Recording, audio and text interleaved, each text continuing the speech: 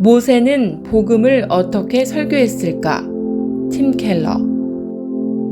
구약 성경에는 의도적으로 해결시키지 않은 이야기적 긴장이 있다. 그리고 바로 이 긴장으로부터 복음의 토대가 마련된다. 이야기적 긴장이란 앞으로 어떤 일이 벌어질지 알 수 없고 줄거리의 흐름과는 상반되는 힘이 존재하는 것이다. 달리 표현해 본다면 빨간 모자를 쓴 아이가 할머니의 간식을 가져갔다는 이야기가 아니다. 이는 단지 기록일 뿐이다. 빨간 모자를 쓴 아이가 할머니의 간식을 가져가는데 나쁜 늑대가 그녀를 잡아먹으려고 기다리고 있다는 이야기다. 긴장을 느낄 수 있기 때문이다.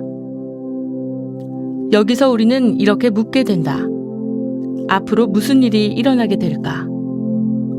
신명기 전체를 끌고 가는 이야기적 긴장은 성경 전체가 십자가로 나아가며 드러내는 기승전결의 이야기적 긴장과 동일하다. 내가 보기엔 신명기는 그런 것 같지 않은데 라고 할지도 모르겠다. 맞는 말이기도 하고 틀린 말이기도 하다. 성경의 아름다운 까닭은 성경 여기저기서 발견되는 장차 일어날 일에 대한 놀라운 전조들 때문이다. 신명기 30장에는 바로 그 전조가 나타난다. 신명기 30장은 미래에 대해 많은 것을 말하는데 심지어 모세가 현재에 대해 말하는 듯한 내용조차 그러하다. 이와 관련하여 바울은 로마서 10장에서 모세가 궁극적으로 미래에 대해 말하고 있었다고 설명한다. 신명기 30장에서 모세는 미래에 대해 세 가지를 말한다. 첫 번째, 너희는 선한 존재가 될 수 없다. 모세가 첫째로 말하는 것은 우리 모두가 마땅히 행해야 할 것들을 행하며 살아가는 삶에 실패한다는 것이다. 이는 신명기 30장의 가장 중요한 메시지 중 하나다. 만일 이를 마음에 새기지 않는다면 이 장의 나머지 부분을 잘못 해석하게 될 것이다. 1절을 보라. 내가 내게 진술한 모든 복과 저주가 내게 임함으로 내가 내 하나님 여호와로부터 쫓겨간 모든 나라 가운데서 이 일이 마음에서 기억이 나거든. 모세는 이스라엘이 흩어질 것이라고 말한다. 신명기 28장을 보면 유배와 흩어짐은 가장 큰 저주라는 것을 알 수 있다. 따라서 1절은 본질적으로 이렇게 말하고 있는 것이다. 너희는 실패할 것이다. 너희는 내가 예언한 모든 저주를 받게 될 것이다. 너희가 언약에 순종하지 않음으로써 하나님께서 말씀하신 가장 끔찍한 일들이 실제로 일어나게 될 것이다. 신명기를 읽는 현대인들은 오늘날의 문화가 동기부여에 능한 강연자를 얼마나 선호하는지 알고 있을 것이다. 현대인들은 무엇을 할 수 있는지, 어떻게 살아야 할지 말해주는 사람을 좋아한다. 어떤 의미에서 신명기 전체는 그러한 인물의 강연과 같다. 또 다른 표현으로 신명기는 놀라운 윤리서적이다. 신명기는 온전함, 정의, 그리고 고결한 삶을 향한 지침서라고 할 수 있다. 누군가 신명기를 묘사한 바에 따르면 모세는 역사상 첫 시리즈 설교를 하면서 여러분 이렇게 살아야 합니다 라고 말하고 있는 것이다. 마치 오늘날 자기계발 강사들이 그러하듯이 말이다. 반면 모세의 이 연설은 어떻게 끝을 맺는가? 모세는 1장부터 29장까지 이스라엘인들이 따라야 할 윤리적 기준들을 이야기한 후 이렇게 결론을 짓는다. 한 가지 짚고 넘어가야 할 부분이 있습니다. 여러분은 결국 실패할 것입니다. 내가 지금껏 말한 것들을 단 한 가지도 지키지 못할 것입니다. 여러분은 비참한 실패를 맛볼 것입니다. 그러므로 결론만 놓고 보자면 내가 지금껏 쓸모없는 말을 한 것과 같습니다. 아마도 이런 강연은 자기계발용으로는 썩 좋지 않을 것이다. 맞는 말이다. 그러나 반대로 이는 매우 훌륭한 복음 설교이다.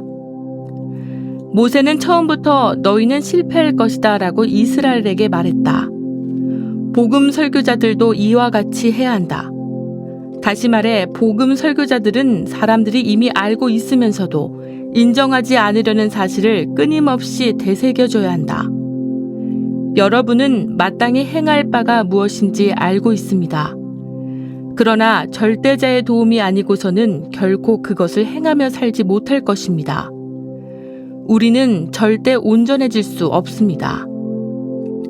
두 번째, 하나님이 너희의 마음을 고치실 수 있다.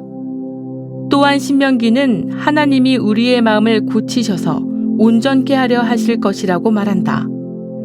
모세는 신명기 30장 2절에서 5절에 이스라엘이 포로로 잡혀가지만 하나님은 그들을 다시 돌아오게 하실 것이라고 예언한다. 그리고 6절에 와서 이렇게 말한다. 내 하나님 여호와께서 내 마음과 내 자손의 마음에 할례를 베푸사 너로 마음을 다하며 뜻을 다하여 내 하나님 여호와를 사랑하게 하사 너로 생명을 얻게 하실 것이며. 모세는 지금 성경의 이후 부분에서 나올 하나님의 역사에 대해 예언하고 있다. 예레미야와 에스겔은 이것을 새 언약이라고 불렀다. 바울은 로마서 2장 29절에서 우리의 마음이 할례를 받았다는 표현을, 또 빌립보서 3장 3절에서는 참된 할례라는 표현을 쓴다. 마음의 할례는 곧 복음을 의미하며 이는 이스라엘 백성들의 미래를 예견하는 메시지이다. 할례 받은 마음을 갖는다는 것은 어떤 의미일까? 다소 끔찍한 상상 아닌가? 피터 크레이기에 의하면 신명기가 말하는 우리 마음의 할례를 행하시는 하나님이란 우리 마음을 수술하시는 하나님을 표현한다.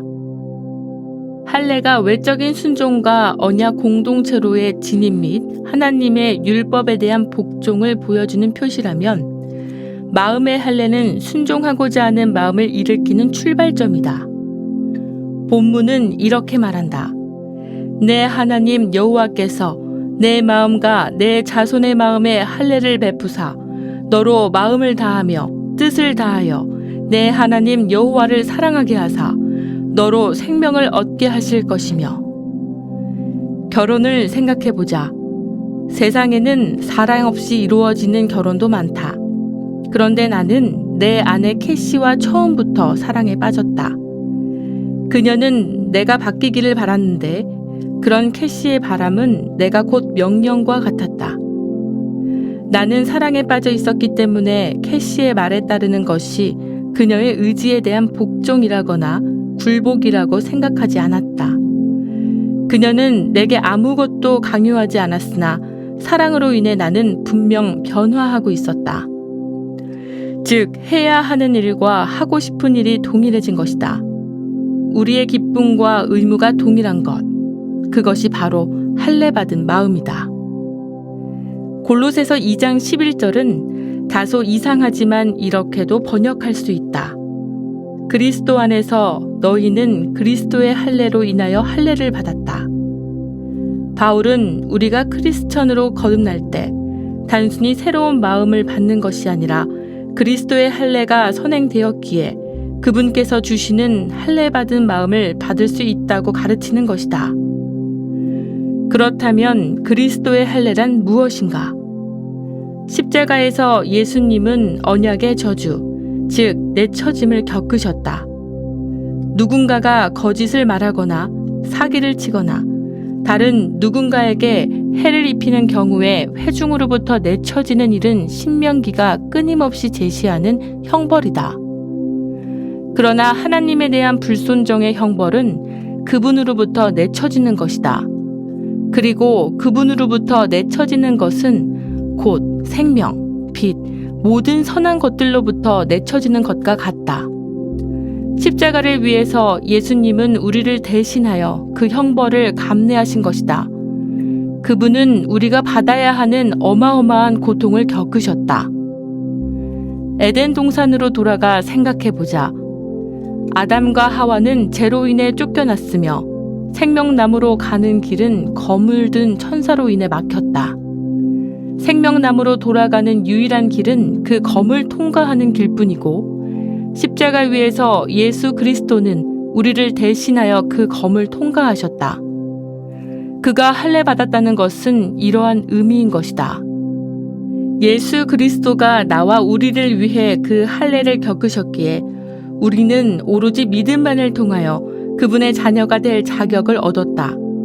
또한 인간의 죄값을 대신 짊어진 그분의 형상이 우리의 마음에 새겨짐으로써 주님의 자녀는 비로소 순종에 대한 의무가 곧 기쁨이 되는 상태에 이르게 된다. 만약 예수님이 갈보리에서 행하신 일, 즉 우리를 위해 전 우주적 내처짐을 겪으신 일을 바라보며 내처져야 하는 자는 저였습니다.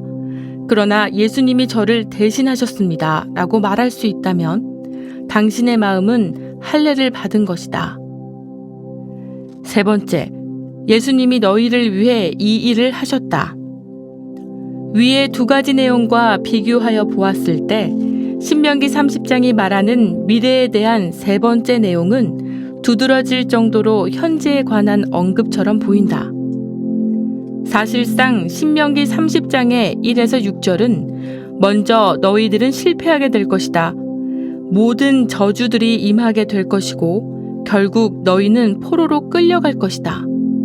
그러나 하나님께서 너희를 다시 돌아오게 하실 것이고 너희 마음에 할례를 행하실 것이다 라고 말함으로써 미래의 시간을 내다보고 있다. 이는 새 언약과 거듭남에 대한 약속이다. 그러나 신명기 30장의 뒷부분인 11에서 15절에서는 모세가 이스라엘을 향해 이렇게 말한다. 보라, 내가 오늘 생명과 복, 사망과 화를 내 앞에 두었나니.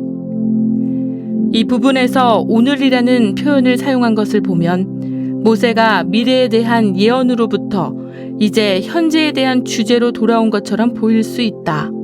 또한 모세는 이 말씀의 앞부분인 11절과 14절에서 생명과 복, 사망과 화를 결정지을 하나님 율법이 어렵거나 먼 것이 아니라 그들의 입과 마음 안에 있을 정도로 가까이 있다고 말한다. 이것이 무슨 의미인가? 먼저 하나님의 율법은 모호하지 않은 명확한 말씀일 뿐만 아니라 그들이 찾아야 하는 것이 아닌 이미 찾아온 말씀이므로 이를 지키지 않는 오늘의 이스라엘인들에게는 그 어떤 변명도 가능하지 않을 것이란 뜻이다. 그들은 하나님의 뜻을 알기 위해 바다 건너 현자나 신비주의자를 찾아갈 필요가 없다.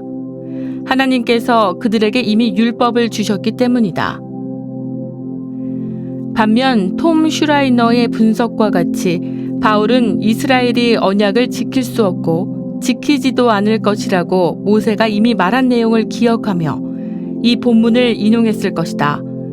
그러므로 모세가 의미하는 바에 대한 가장 완벽한 해석은 바울이 로마서 10장 4절, 6에서 9절에서 말한 해석이라고 할 수 있다. 슈라이너가 말하기를 바울은 모세의 말이 당신에게 영원한 생명을 약속할 유일한 단어, 즉 복음을 설명하고 있다. 어렵지 않은 그리고 당신이 찾아 나설 필요가 없는 그 복음 말이다. 모세는 예수님의 십자가 사역으로 우리에게 주어질 그 복음에 대하여 설명하고 있으므로 이는 곧 미래의 역사에 대한 예언인 것이다. 예수님은 이미 우리를 위해 불가능한 일을 행하셨다. 바울은 스스로의 힘으로 구원을 얻으려 애쓰지 말라고 한다. 그것은 예수님의 십자가 고난을 부정하거나 그분을 다시 하늘에만 머무시게 하는 것과 같다. 그분은 하늘에서 내려오셨고 우리를 구원하기 위해 십자가의 고난과 세상으로 향하셨다. 따라서 우리가 스스로를 구원하려고 애쓰는 행위는 예수님이 행하신 일은 아무것도 아니라고 말하는 것과 같다. 복음은 어려운 명령이 아니다. 다시 말해 개인적인 열심과 같은 행위로서 순종을 증명해야 하는 그런 명령이 아니다. 또한 오직 복음을 통해서만 우리에게 영원한 생명이 주어질 것이다. 세상의 그 어떠한 명령도 이와 같지 않다. 결국 모세는 이렇게 말하고 있는 것이다. 장차 이 복음이 너희를 찾아올 것이다. 하나님의 은혜로 그 복음은 지금 우리 곁에 있다.